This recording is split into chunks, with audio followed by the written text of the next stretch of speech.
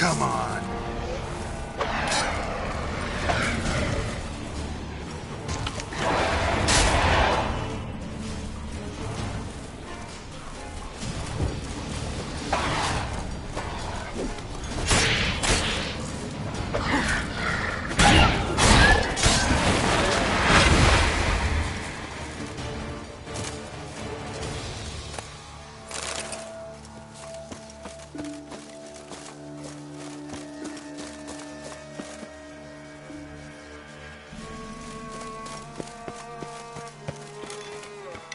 Strange.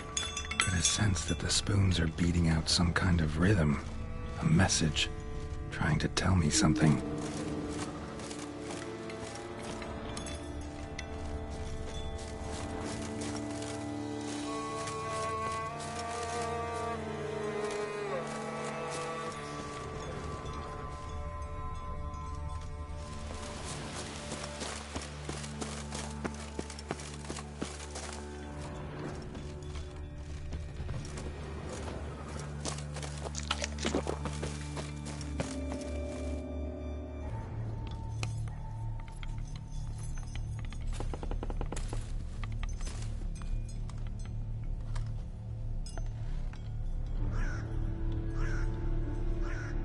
None shall sit and dine with you at your table.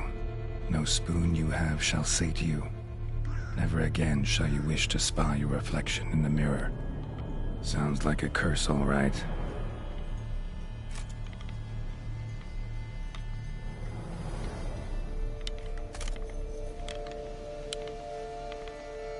Somebody's clearly obsessed. Regis mentioned the place might be cursed. Can't be a coincidence. Need to look around.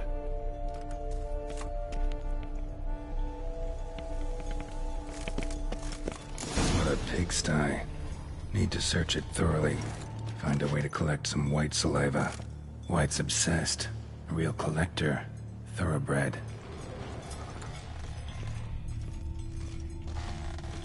Spoon. Pretty ordinary. Maybe a little old. Spoon's incredible. The craftsmanship. Must have graced a rich man's table.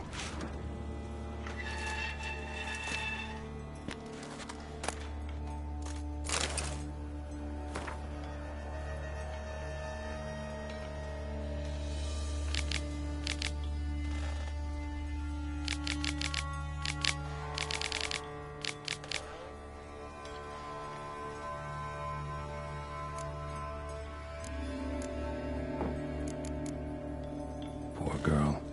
Realized she was changing into a monster. Recorded it in her diary. Poignant.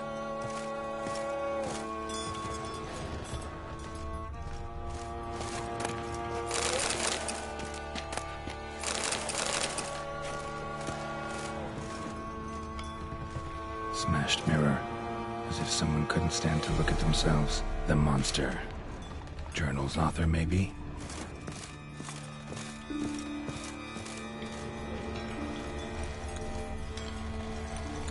No spoon you have shall say to you. Whatever lives here treated that literally. Still searching for the right spoon.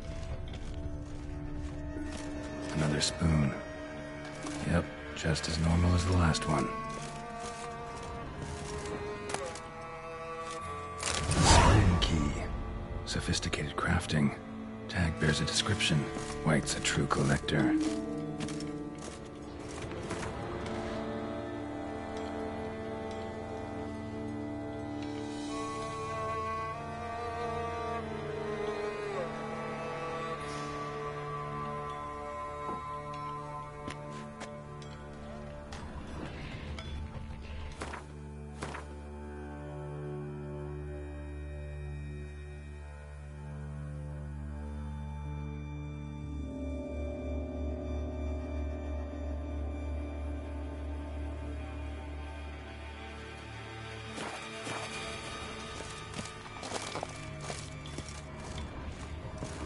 White's obsessed.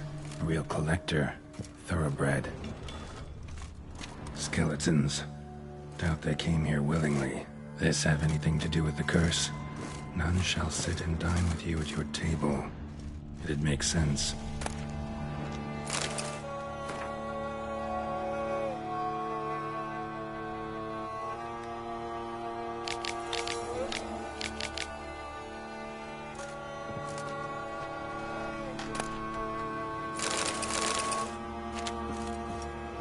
woman's name scratched into this wooden spoon. Romantic.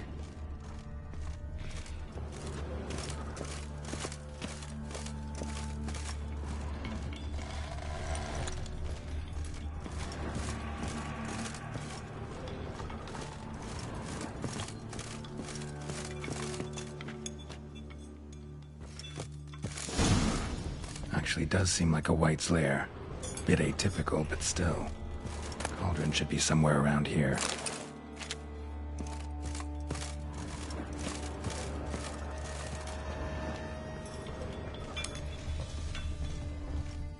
Cauldron I was looking for. White's not particularly tidy. Table's set. White, who lives here, is getting ready for some sort of feast. Cauldron's empty, unfortunately. Regis needs some brew. I'm afraid he won't get that. No choice but to hide and wait for the saliva glands and their bearer. Need a spot that'll let me observe the cauldron. Spoon, pretty ordinary. Maybe a little old.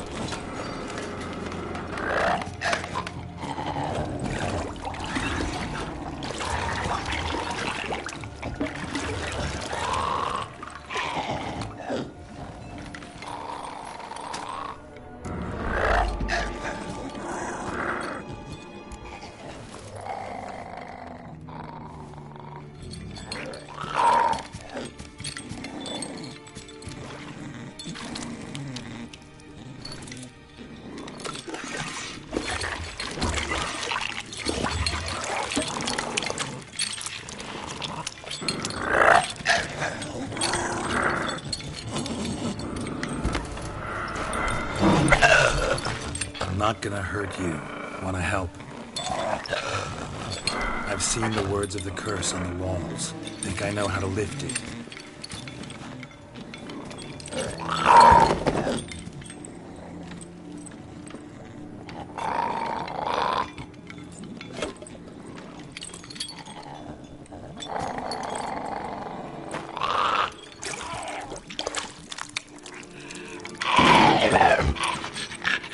You tried to bring folk here, convince them to sit at the table with you, right? Well, I'm gonna be your guest now. Your willing guest.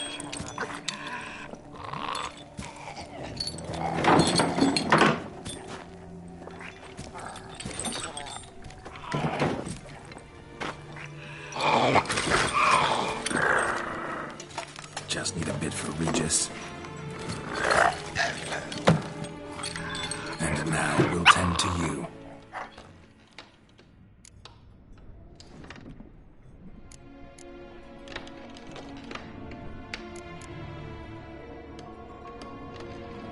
Been searching for the right spoon for years, right? But curses can be tricky. Key to this one just might be that you can't eat with your own spoon. That's why we've swapped.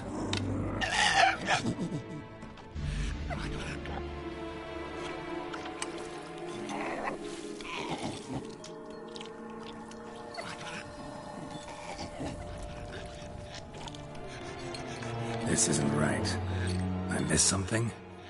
Listen, gonna stand up real slow. Gotta search the house again. Sit tight, I'll be right back. Calm down.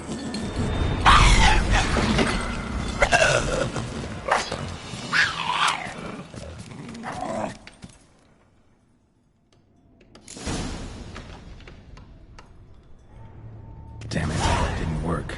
Ate that vile stuff for nothing. Got the brew for Regis at least. Can't do anything for the white though, except cut it down. Seems I'll have to.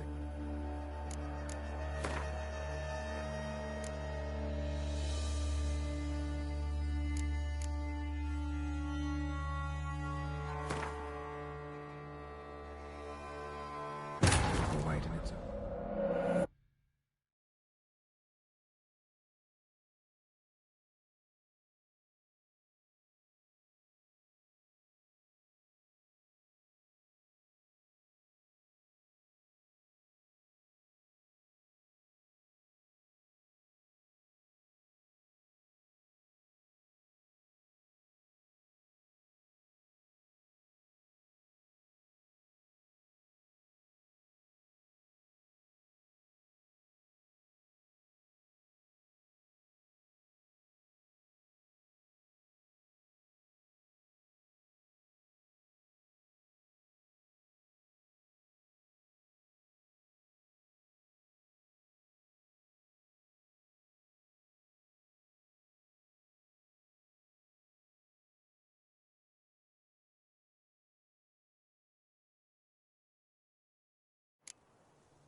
Spoon. Pretty ordinary. Maybe a little old.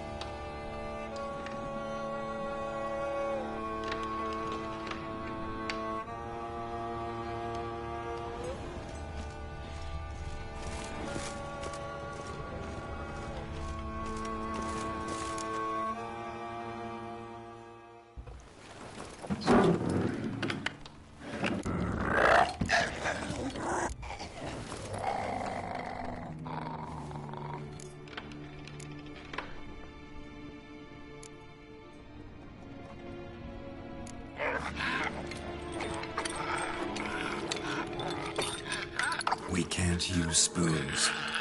No, that won't work. You've been looking for a spoon that would feed you, but there's no such spoon. We need to eat without spoons.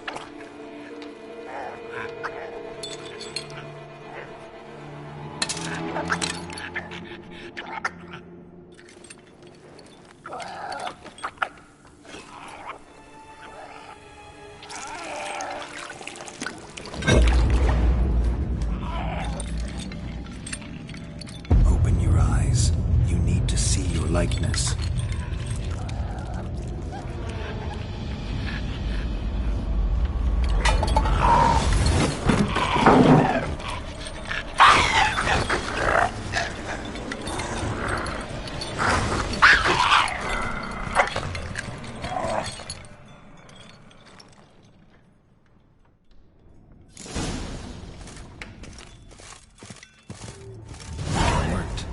Just not quite like I expected. Need to see what happened to the white. Won't be hard to find given its stench.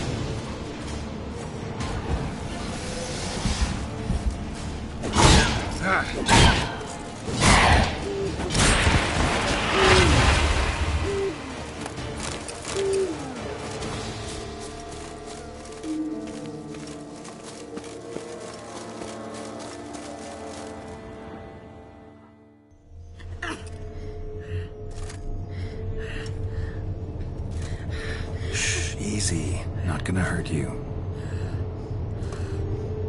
Eat. I must eat.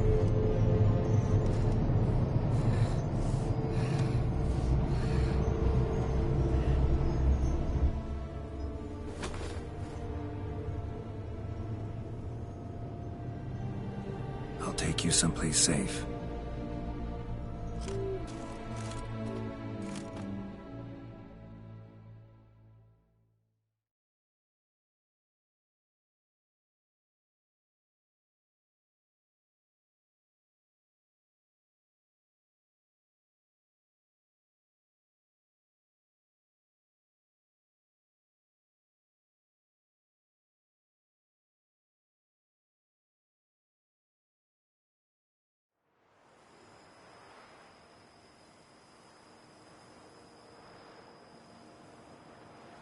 So I took her by the hand and led her here. Seemed the only sensible place for her. You did the right thing, sir. She should recover quickly here. I'm deeply pleased, finally, to make your acquaintance, sir, though I do regret the specific circumstances. In all the commotion, I fear I neglected to introduce myself.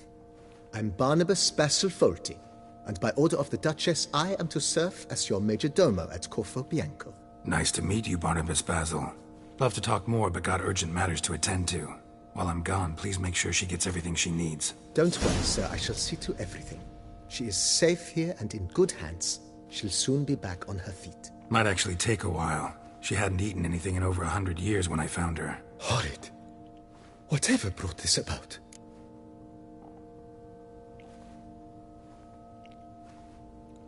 Told me her story on the way here.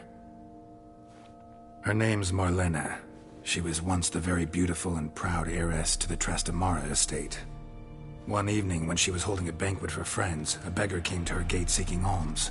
He had a bowl and a spoon with him. He sat outside her fence and waited. I've heard of the custom. An ancient rite of hospitality that obliges one to give food and drink to such a guest lest he depart hungry. To neglect the custom is to bring great misfortune down upon oneself. Marlena didn't care a whit for the old customs. She drove the man off, saying she'd rather feed the leftovers from her feast to her dogs than to give the beggar anything. The beggar then broke his spoon, cast a curse. She was beautiful, so he said she'd never wish to look at herself in the mirror again. Since she adored feasts, he swore no one would ever wish to sit and dine with her. And as she even refused him the crumbs from her table, he swore she'd never find a spoon in the world that would sate her hunger. A harsh punishment. I imagine lifting the curse was hardly simple. Curses are tricky. They play on irony. Always gotta figure out what the catch is. Marlena had spent decades looking for a way to lift it. Transformed into a wight, she stole spoons and lured folk into her home, trying each time to get them to dine with her. Didn't work. So what did? Someone had to sit down and share a meal with her, of their own free will. They had to eat without using spoons, and make her look at her reflection. That's it? That was all it required? Simplest solutions are sometimes the last that come to mind. Besides, when you're a wight, it's pretty damn hard to find willing human company for a feast. I imagine so. But, most importantly, it is now over. Please, don't worry. She will be in good hands here.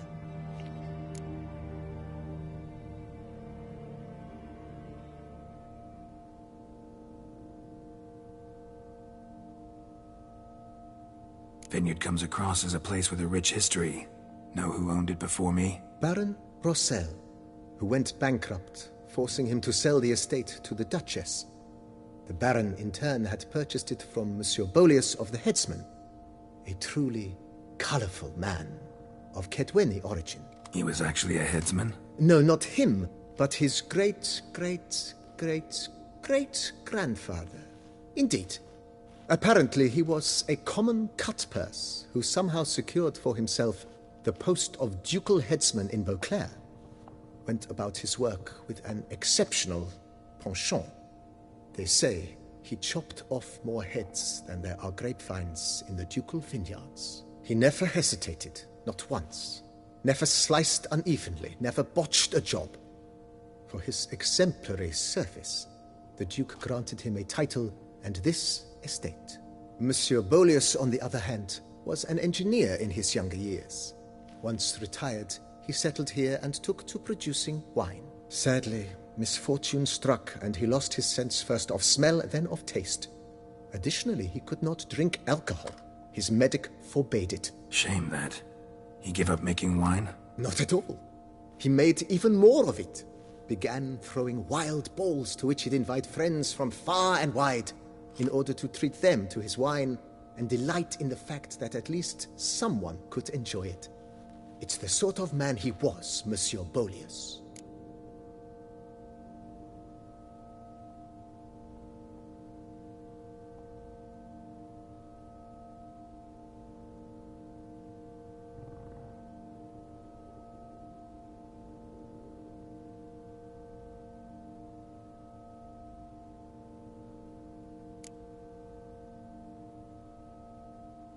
Mind giving me a little tour de Corvo Bianco? Not in the least. Follow me, please. I think it would be practical to begin on the hill.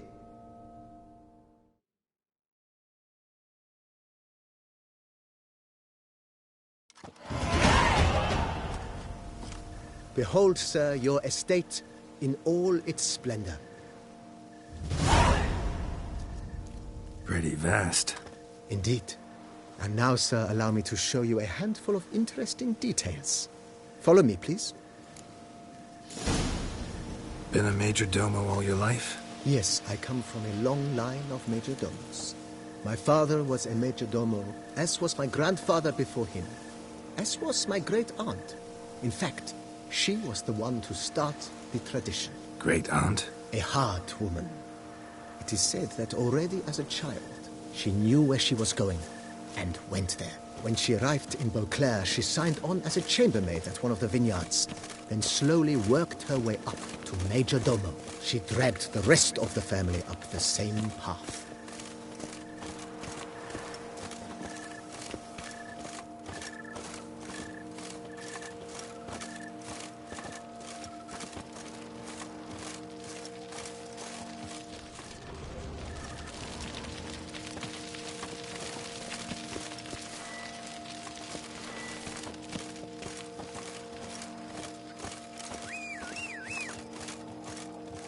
The servants' quarters. I occupy the green home. With the Duchess's permission, I have hired a full staff. Their salaries to be paid from the ducal treasury. Nice of her. Not the most sightly part of the estate, I admit. But I think it's worthwhile for you as master of the domain to know where the help stays.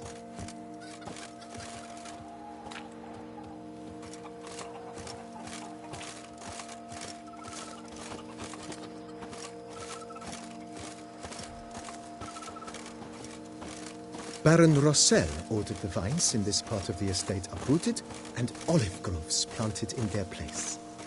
They look beautiful, especially come spring. Don't look at all bad now, either.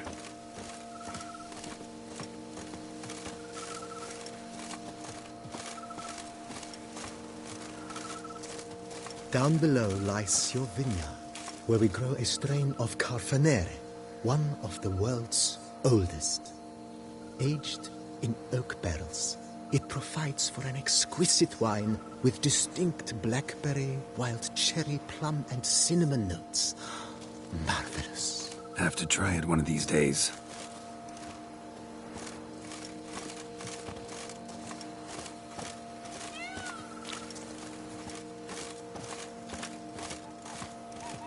Nice well. Picturesque. Yes, though it ran dry long ago. During the raucous feasts Master Bolius held, he would order it filled with wine. There's a tale about a guest attending a Bolius ball for the first time and thus unaware of the custom.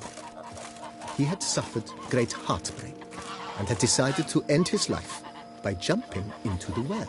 The festivities were coming to a close, and the well was nearly empty when the suicidal guest finally jumped.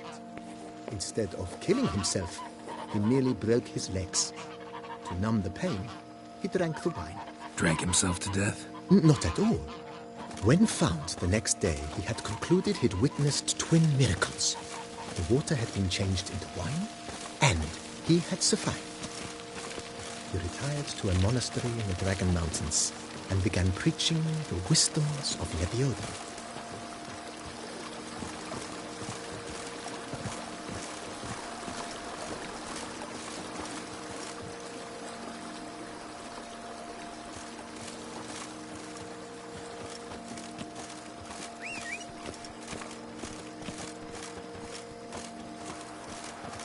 Monsieur Bolius, his wife Nina, kept a garden here. A supremely lovely place it was. Bit neglected now. I agree. Yet nothing stands in the way of restoring it to its former glory, and once again planting it with herbs and other vegetation.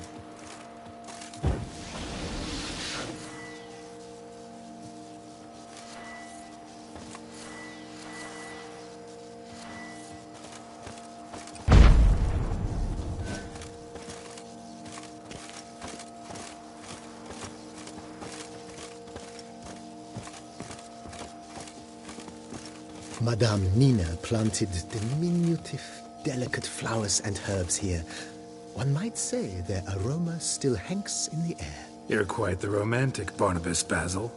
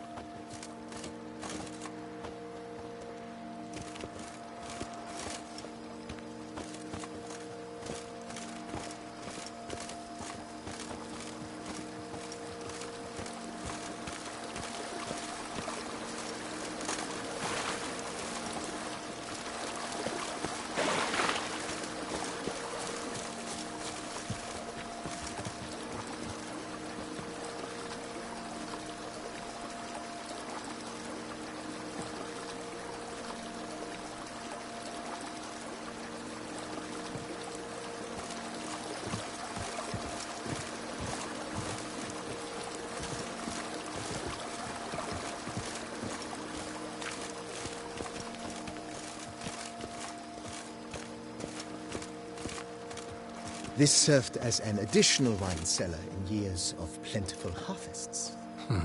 Bit of work and it'll make a fine stable for Roach.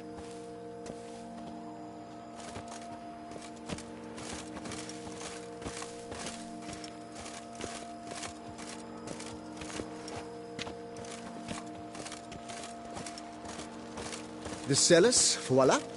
During Monsieur Bolis's time, wine was kept here, but Baron Rossel used it to store olive oil as well. I took the liberty of cleaning up the mess, which I made while fighting the Bruxa. Thanks, Barnabas Basil. Appreciate it.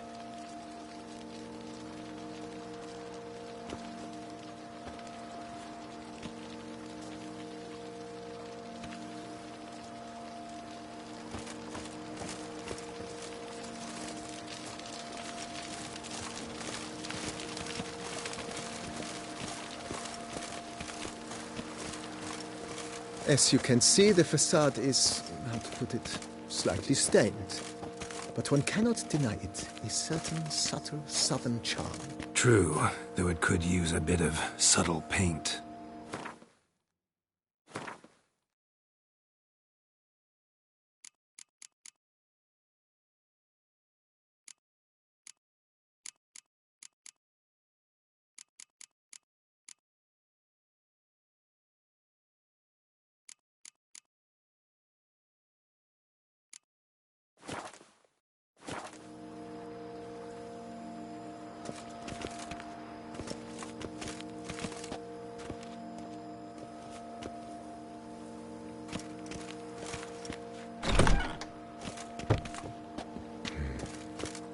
And welcome inside. On the left is the master bedroom. On the right, the dining hall and kitchen. Upstairs, you shall find the guest room, currently used for storage. Not a bad idea. At the moment, the house is only minimally furnished. Yet I believe we will, together, devise some innovative arrangements. A few paintings, for instance, would breathe new life into the abode immediately. With that, sir, you've seen the full lay of the land. Corvo Bianco is a beautiful estate. Though one must admit, time has taken its toll. Forgive me for being forward, but if you were to choose to invest a small sum towards its beautification, consider me at your service on the matter. Think I'll take you up on that. Be sure to come and see you if I decide to do any remodeling.